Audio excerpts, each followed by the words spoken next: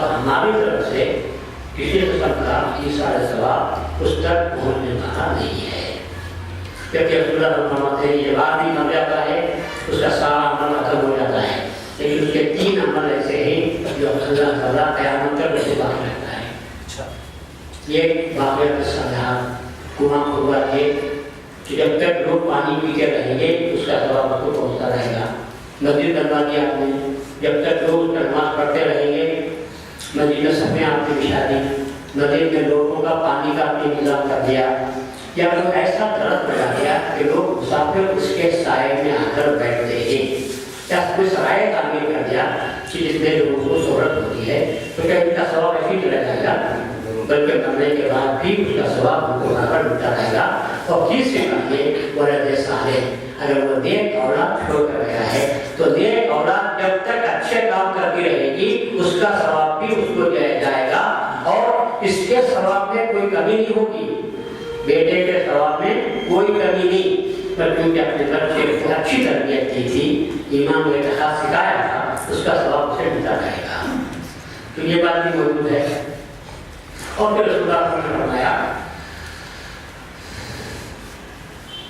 याद रखना इन्नल उल्वा तस्दरु कमा यस्दरुल हदीद, लोगों याद रखो जिस तरह लोहे को जंग लग जाता है ऐसा ही दिलों को भी जंग लग जाता है। रहता नहीं रहता, दिलों को जंग लग जाता है। हमारी जिंदगी कैसी है, मार्केट में से ट्रैक्टर सुनते पे से गाड़ियाँ जाते रहते हैं, नहीं जाते हैं, तो दुकान वाले आकर शटर बुकी मारते हैं शाम का करने के लिए, ये दुकान के अंदर ज़्यादा जो सामान लगाया शटर बुकी दिया इतना दिखाया, वो दुकान खोले वाले निकालती हूँ, वो पूरी बेटर क्या होता रहता है, शटर बुकी से चट्टान मिलाते ही रहते हैं।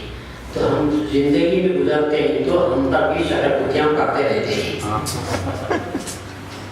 शादी तक माँ बाप, शादी के बाद बीवी, उसके बाद में बच्चे, तो शकरवृत्ति की वजह कोई मोटा जाता नहीं है, ऐसा भी नहीं, सबके पास शकरवृत्ति पड़ती चल जाती है। तो ये जिंदगी इंसान की ऐसी गुजरती भी रही जाती है।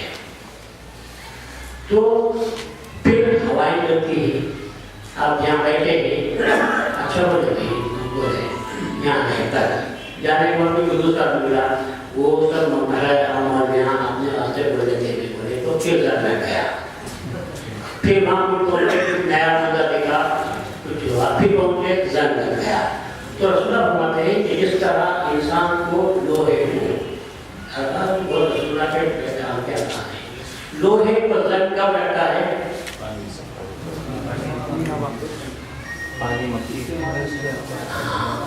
जब किसी चीज का इस्तेमाल नहीं करकर पड़े रहने देते हैं, रोज की छुरी दुकान खत्म करने के महीना चले गए, आकर देखकर क्या होता है, जंग लग जाता है।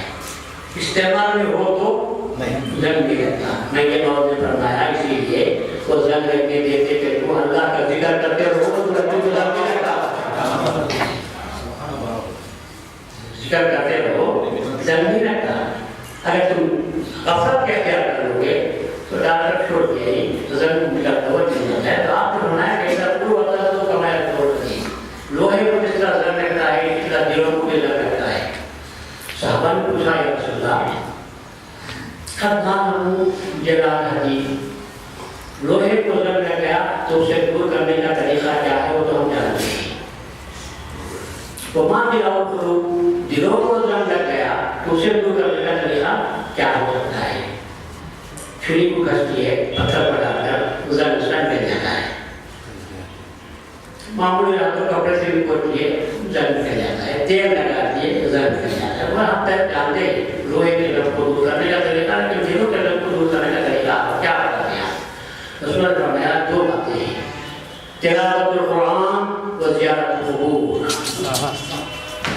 कुरान की तिलावत करते रहो और कब्रों की ज़ियारत करते रहो। बल्कि मैं तो कहता हूँ बगैर समझे دیکھ کے پورا قرآن پڑھو دل کا غم دور نہیں ہوتا، اور ایک مرتبہ خبر کے پاس قبرستان میں چلے جاؤ آپ کے دل کا غم دور ہو جاتا ہے، کیونکہ ایک خبر سے آپ گزرتے ہیں یہ ایسا تھا، یہ جابر تھا، یہ مہربان تھا، یہ لوگوں کو اچھا کرتا تھا، آج مٹی میں پڑا ہوا ہے، کل کا دن ہم پر بھی وقت آنے والا ہے، دل کا غم دور ہوتا ہے یا نہیں ہوتا؟ میلے میں جاتے ہی خوشی نصیب ہوتی ہے، قبرستان میں جاؤ یہ بڑھ جاتا ہے، آدمی ڈر جاتا ہے، گھبرا جاتا ہے، تو اس کی علامت یہ ہے قبرستان کو جا کر آؤ بھوک لگنا شروع ہو جاتی ہے، کسی مقام پر جاؤ بھوک نہیں لگتی، قبرستان میں جا کر آؤ، اس وقت ہمارے پاس جو سے دستے وہ پہلے زیادت رات میں کھانا بولتے ہیں، اس پہ کھانے کا زیادہ کہ جاؤ بھی بولتے ہیں،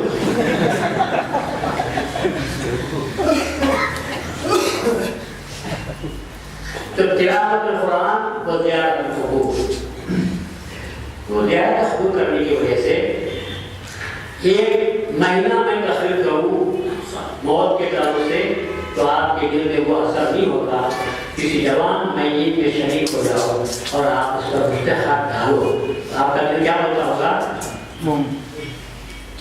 کوئی ہنستا ہوا آتا ہے وہاں سے سب کے چہرے پر مایوسی اداسی رہتی ہے، وہ جگہ کرتا ہے، انسان کا دل بگڑتا ہے، درد ہوتا ہے، اس وقت آپ نے فرمایا ہے، مگر لوگ اسے ماننے کے لیے تیار نہیں ہیں، اب جو مانتے ہیں اس میں شدت اختیار کرتے ہیں، کہ وہ اپنے اپنے مرشدوں کی جس طرح دنیا کی عزت کرتے تھے مرنے کے بعد بھی کہتے ہیں کہ آدمی مرا اس کی روح باقی ہے تو اس کی روح کے ساتھ بھی ہم شروع کرنا چاہیے، تو اس کے بعد جاتے ہیں تو قبروں کی زیارت طواف کرنے والے طواف بھی کر لیتے ہیں اور پائیں بیٹھ کر ٹوٹ پاڑ کر اس کو بخشنے والے بخشتے بھی رہتے ہیں، اور ہمارے پاس کا صحیح طریقہ یہ ہے کہ ہمارے پاس قبروں کی کا طواف ہے نہ خبر کو سیکھتا ہے، البتہ طریقہ یہ ہے قبلے کی طرف پیٹھ ہو اور میت کے سینے کی طرف منہ کی طرف اپنا چہرہ ہونا چاہیے اور کھڑے بھی رہنا چاہیے، تو سینے کے مقابل میں کھڑے رہنا چاہیے، اور آپ یہ دعا کرتے ہیں کہ اے اللہ اس صاحب قبر کو یوں ہے، دعا کے لیے اللہ کے پاس دعا کرنے کے واسطے ہاتھ ہم نہیں اٹھاتے بلکہ کیا کرتے ہیں یہ بتانے کے لیے کہ اس صاحب قبر کو یوں ہے وہ، اس صاحب قبر کو ضرور فاتحہ پڑھتے ہیں اور رسول اللہ کے صدقے سے یا اللہ آج اس میت کی تو بخشش کرنا نہیں ہوتا ہے اور کچھ بھی نہیں ہوتا، یہ صحیح طریقہ ہے زیارت کرنے کا اور انسان کو کرنا ہے، کرنے والوں کو چاہیے۔ رسول اللہ یہاں پہ فرماتے ہیں اگر تم کسی قبرستان کو جاؤ تو اتفاق سے وہاں تمہارے والد کی خبر ہو تو والد اپنے دوست احباب سے بازو والے خبر والوں سے کہتا ہے میرا بیٹا آیا ہوا ہے، اب میرے پاس آئے گا، میرے لیے دعا کرے گا، مجھے بخشش ملے گی اللہ کی طرف سے، تمنا کرتا ہے، اور جب جاتا ہے تو رسول اللہ فرماتے ہیں اتنا خوش ہوتا ہے کہ ساری دنیا دینے کا اسے اتنی خوشی نہیں ہوتی جتنا بیٹا کر فاتحہ پڑھنے سے اس کو خوشی ہوتی ہے، اور اگر نہیں گیا کسی کو آپ ختم کر دیا واپس پڑھ کر آ گیا تو اتنا رنجیدہ ہوتا ہے کہ دنیا و معافیات ہاتھ سے نکلنے پر اس کو رنج ہوتا ہے، اس سے زیادہ رنج اس کو ہوتا ہے، میرا بیٹا آیا تھا، آپ دنیا میں دیکھو آپ کا بچہ بھائی امریکہ گیا ہوا ہے، معلوم ہوا وہ آیا، آپ کے گھر کے پڑوس میں اس کا کوئی دوست تھا آیا تو آپ گھر میں کیا کرتے ہیں بھائی میرا بالو گھر میں آیا ہوا ہے یہاں پہ آئے گا، اپنا کچھ بھی تیار کرو، یہ کرو، خوشیاں مناتے ہیں، سب کے سب تیار ہوتے رہتے ہیں، اور جب وہ آپ کے پاس نہیں آیا اور بغیر میرے آپ سے بازو کے گھر میں چلے گیا تو آپ کیا کرتے کتنا رنج ہوتا ہے، بھائی میرا آیا تھا، بازو آیا تھا، میرے پاس نہیں آیا، وہی حال صاحبوں کا بھی روح کا بھی ہوتا ہے، اس وقت کہتے ہیں کہ جاؤ، اسی لیے ہمارے پاس جمع فاتحہ کرتے ہیں، سب کے پاس تو جا نہیں سکتے، کھڑے ہو کر جمع فاتحہ کرتے ہیں تاکہ اس کا ثواب سب کو پہنچ جائے، تو یہ ہے قبروں کی زیارت کرنے کا طریقہ، اور ہمارے پاس یہ طریقہ ہے حضرت مہدی موعود علیہ السلام، رسول اللہ کے بعد میں آپ کو بول دیا مہدی موعود علیہ السلام اکثر بزرگین اولیاء اللہ کی قبروں کے پاس گئے ہیں، اور بعض جگہ پر ایسا گئے کیا انگوٹھوں کے پر آپ کہہ رہے ہیں؟ کل آباد میں آپ گئے تو حضرت میاں مومن کے پاس سے لے کر حضرت رابع خطاب رحمۃ اللہ علیہ کے در گئے تو چل کر گئے تو صحابہ نے پوچھا میاں جی یہ ایسا کیوں کر رہے ہیں؟ تو کہا کہ یہاں اتنے اولیاء اللہ کا فضل ہے کہ میری احتیاط کے باوجود میرا انگوٹھا کسی کے سر پر پڑ رہا ہے اور کسی کے سینے پر پڑ رہا ہے۔ تو دو باتیں معلوم ہوئی، ایک یہ کہ قبرستان پر کسی کو چلنے کی جانے کی نہیں ہے اور قبرستان پر جوتے تو پہن کر جانا ہی نہیں چاہیے، اور دوسرا ہے کہ جب خلیفۃ اللہ امام الاولیاء نے جب زیارت کی ہے تو پھر ہم کو بھی چاہیے کہ زیارت کی جائے، آداب کو پیش نظر رکھیں، رونا کھڑانا اور لاویرا مچانا یہ سب نہیں ہے، صرف ہو جگہ پر اللہ تعالیٰ سے دعا کرنا کہ اللہ اس ملکیت کی بخشش کرنا، سورہ فاتحہ قرآن جو یاد ہے وہ، اس کے بعد درود شریف پڑھ کر حضور کے صدقے میں اے اللہ اس کی بخشش کرنا۔ یہ تشکر بھی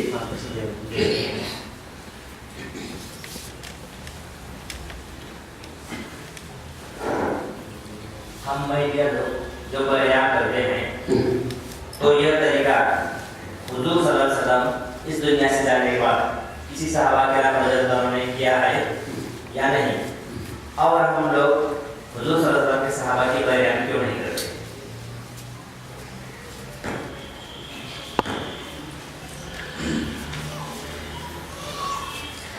حالات بدلتے ہیں تو افعال بھی بدل جاتے ہیں۔ میرا بات سننا، حالات بدلتے ہیں تو افعال اور اعمال بھی بدل جاتے ہیں۔ رسول اللہ کے زمانے میں اصحاب صفہ کو رسول اللہ تعلیم دیتے تھے، کہاں تعلیم دیتے تھے؟ نبوی سے جدا کیونکہ بنانے کی کیپیسٹی نہیں تھی، مسجد نہیں بنا سکتے تھے تو مدرسہ نہیں بنا سکتے۔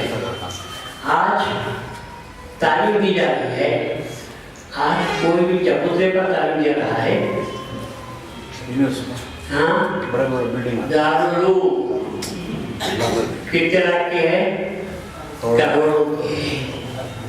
رسول اللہ مدرسہ چاہنے کے لیے جو چندے لیتے تھے نہیں، آج بنیاد پڑھتے ہی رسید آنے کو نکلتے ہیں۔ کیا رسول اللہ کے زمانے میں مدرسے کی اپیل تھی؟ کسی کی نظر نہیں جاتی؟ مطلب کیا رسول اللہ کے زمانے میں کوئی مدرسہ بنا تھا؟ نہیں۔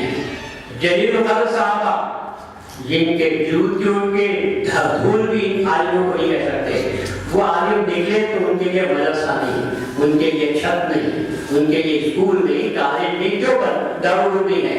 اور آج کے حالات میں کیا ہوا ہے؟ وہی تعلیم کا نام لیتے ہیں۔ رسول اللہ بھی تعلیم دے رہے تھے، انہوں بھی تعلیم دے رہے، اس زمانے میں کچھ بھی نہیں تھا، اور آج کیا ہے؟ سب ہے۔ چلو رسول اللہ کے میں تعلیم دی جاتی تھی، منطق پڑھاتے تھے رسول اللہ، لاجک پڑھاتے تھے، فلسفہ پڑھاتے تھے، سب کو نہ ہو یا ضربت زیدن مررت بزیدین، اسے جواب دینا ہے، اسے جواب دینا ہے، اسے پیش نہ کوئی پڑھاتا تھا۔ صرف کیا تعلیم ہوتی تھی؟ قرآن کے بیان ہو جاتا اور ضروری تعلیم دی جاتی تھی۔ آج مدرسوں میں کیا پڑھ رہا ہے؟ منطق ہے، فلسفہ ہے، نحو ہے، صرف ہے، اشعری ہے، یہ سب پڑھایا جا رہا ہے۔ آخر میں تفسیر یا حدیث آتی ہے، یہ سب چیزیں حدیث و قرآن کے لیے ہی ہے، میں تمام درس دیا جا رہا ہے۔ کوئی پوچھا کیا رسول اللہ نے کسی کو صرف و نحو کی تعلیم دی؟ کوئی پوچھ رہا ہے؟ حالات بدلے، اس وجہ سے آج لوگوں کو یہ سب سکھانا پڑا۔ اسی طرح رسول اللہ صلی اللہ علیہ وسلم کے زمانے میں ابو ہریرہ رضی اللہ عنہ تشریف لاتے ہیں اور کہتے ہیں کہ یا رسول اللہ میں آپ کی صحبت میں رہتا ہوں، میرے پاس دکان نہیں ہے، تجارت نہیں ہے، زراعت نہیں ہے، میں ہمیشہ 24 گھنٹے آپ کے حاصل کرتا ہوں جو فیض ملتا ہے وہ رکھتا ہوں، مگر کچھ دنوں سے ایسی بات پیدا ہوئی ہے کہ مجھے بھول پیدا ہو گئی ہے، آپ سے باتیں سنتا ہوں مگر مجھے یاد نہیں رہتی۔ تو انہوں نے فرمایا کہ یا ہوگا خوبصورت رضا آگا اے ہوگا اپنی چادر کو پھیلاؤ۔ تو رسول اللہ صلی اللہ علیہ وسلم نے اپنے سینے پر ہاتھ رکھا، اس کے بعد اٹھا کر اس کو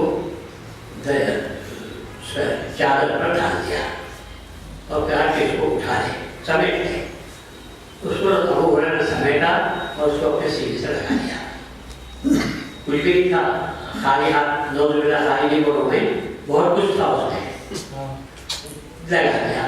اس کے بعد کہتے ہیں اس کی ٹھنڈک میرے اندر تک گرنے محسوس ہوئی، اور اس کا اثر یہ ہوا کہ اس کے بعد سے میں نے رسول اللہ نے جو ایک بھی بات سنی ہو تو میں اس کو بھولا نہیں، آج تک اس کا اثر ہے۔ کیا تھا وہ؟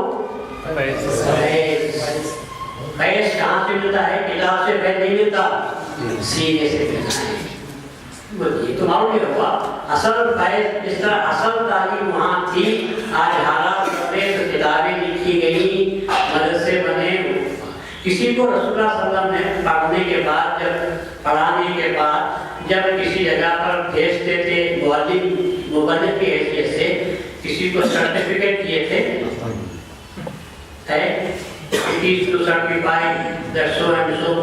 یہ قابل کوالیفائڈ، بلکہ میں نیچے سائن کرتا ہوں، آج جو سندیں دی گئی وہاں سند دی گئی تھی، آج کیا ہو رہا ہے جی؟ وہ یہ نہیں پوچھتا کہ رسول اللہ علیہ وسلم نے سند دی تھی، آج کو سند دی جا رہی ہے؟ کوئی پوچھتا کہ روایت تو سب بات کو ماں اور ہم کریں تو یہ کہاں سے آیا رسول اللہ کے زمانے میں؟ کہاں تھا یہ سند؟ بتاؤ گے رسول اللہ کے زمانے کی، اور رسول اللہ اس اتھارٹی کے ساتھ، اس کانفیڈنس کے ساتھ لوگوں کو بھیجتے تھے، جاؤ فلاں وہاں پر جا کر دین سکھاؤ، فلاں وہاں پر جا کر دین سکھاؤ۔ کیا کی سند ان کے پاس؟ صرف ایک ہی سند تھی کہ حضور کے صفحے پہ بیٹھتے تھے اور حضور کے تعلیم حاصل کرتے تھے۔ کہاں سرٹیفکیٹ پیش کرو تو سرٹیفکیٹ نہیں تھا، آج سرٹیفکیٹ مانگتے ہیں۔ کہاں تھا وہ زمانہ؟ تو معلوم یہ ہوا حالات بدلے تو آج اعمال بھی بدلتے جا رہے ہیں۔ اسی طرح جو رسول اللہ صلی اللہ علیہ وسلم نے وہ جو فیض کیا تھا، وہ فیض کو ہی جاری کرنے کا طریقہ امام مہدی موعود نے سنت پر عمل کرتے ہوئے آپ نے فیض کو جاری فرمایا۔ اور پہلے جو فیض دیتے تھے وہ خالی چادر بچھاتے تھے، رومال بچھاتے تھے، اور مہدی موعود علیہ السلام سینے پر ہاتھ رکھ کر خالی ہاتھ ہی دیتے تھے، دوسرا کوئی مادی چیز چنے روغے بندر وغیرہ کوئی چیز نہیں ہوتی تھی۔ جب ہمیں قیادت قریب گروہ نے کہا کہ آئندہ زمانہ ایسا آنے والا ہے کہ لوگ اعتراض کریں گے یہ کیا ہے کہ خالی ہاتھ دے رہے، خالی ہاتھ دے رہے ہیں۔ آپ نے فرمایا کہ جو روٹیاں آئی ہوئی ہیں روٹیوں کو جوڑو، اس کا نام ریزہ کر دو، اس میں فیض کو داخل کیا اور فیض کو الگ سویہ تقسیم کیا۔